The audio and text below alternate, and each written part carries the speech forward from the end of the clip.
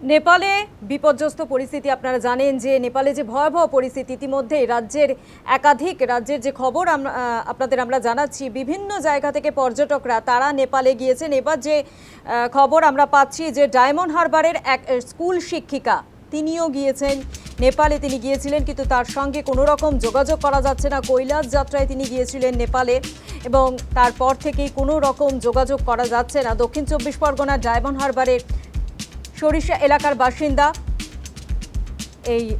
এবং তার কোনো রকম খোঁজ পাওয়া যাচ্ছে না। ডায়মন্ড হারবার স্কুলের শিক্ষিকা তিনি।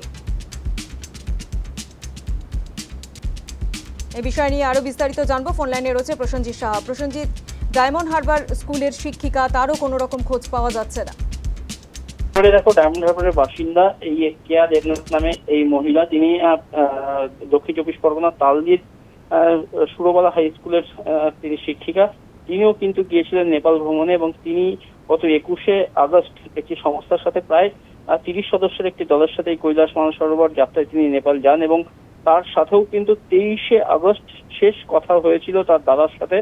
কিন্তু নেপালে হরপা বানে তিনিও কিন্তু নিখোঁজ হয়েছেন, তেমনটাই কিন্তু জানা যাচ্ছে এবং পরিবারের লোকজন থেকে শুরু করে পাড়া প্রতিবেশী সকলেই কিন্তু কার্যত উদ্বিগ্ন এই কেয়া দেবনাথ নামে এই শিক্ষিকার কোনো খোঁজ পাওয়া যাচ্ছে না বলে। ধন্যবাদ প্রসেনজিৎ। রাজ্যের একাধিক জায়গা থেকে পর্যটকরা তারা গিয়েছিলেন নেপালে এবং বিভিন্ন জায়গায় কিন্তু তাদের কোনো রকম খোঁজ পাওয়া যাচ্ছে না। নেপালে যে ভয়াবহ পরিস্থিতি এই মুহূর্তে দাঁড়িয়ে, বিভিন্ন জায়গার পর্যটকরা তারা গিয়েছিলেন নেপালে, কোনো রকম যোগাযোগ করা যাচ্ছে না। ইতিমধ্যে চিন্তা দানা বাঁধছে তাদের পরিবারের।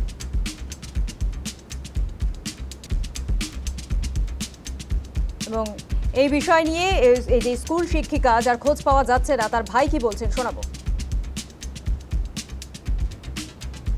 যোগাযোগ হচ্ছে না, আমরা কালকেরই এটা জানতে পারি।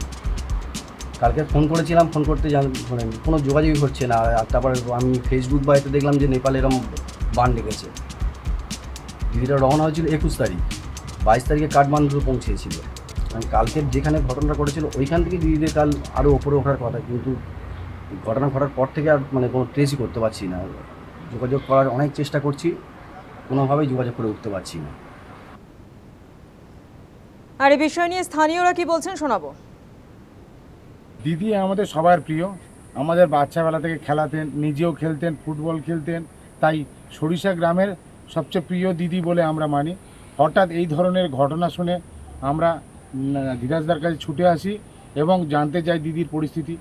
আমাদেরকে জানালেন ধীরাজদা যে এখনও পর্যন্ত কোনো ফোনে খবর পাচ্ছেন না, সেই জন্য আমরাও খুব চিন্তিত এবং খবর পেয়েছি কি একটা সংস্থা থেকে গিয়েছিলেন দিদি চলে যায়। তো আমরাও অনুরোধ করব ওই সংস্থাকে খুব দ্রুত সম্ভব দিদির খোঁজ মিলাতে, এবং আমি চাইব আমাদের ঊর্ধ্বতন পক্ষ যে মুখ্যমন্ত্রী, ওনার কাছে অনুরোধ করব দিদিকে যে কোনো প্রকারে খোঁজ পাইয়ে আমাদেরকে পাইয়ে দেওয়ার ব্যবস্থা করুক।